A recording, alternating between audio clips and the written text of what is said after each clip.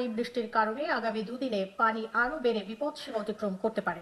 এতে সিলেট, সুনামগঞ্জ, হবিগঞ্জ ও মৌলভীবাজার জেলার নিম্নাঞ্চলে বন্যা হতে পারে।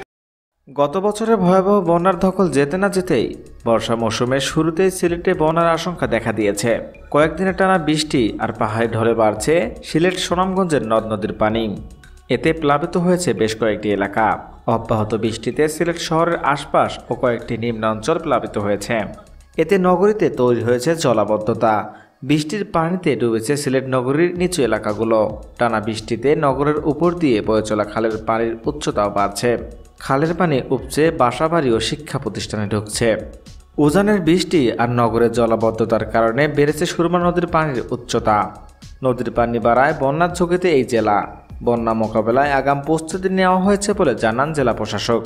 আর সিলেট আবহাওয়া অফিস বলছে, আগামী 48 ঘন্টা সিলেটে ভারী বৃষ্টির সম্ভাবনা রয়েছে। এজন্য সবাইকে সতর্ক থাকতে হবে। বিশেষ করে সীমান্তবর্তী এলাকাগুলোতে পাহাড়ি ঢল নামার আশঙ্কা রয়েছে। তাই গরু, ছাগল, হাঁস, মুরগি নিয়ে উঁচু স্থানে আশ্রয় নিয়েছেন অনেকেই।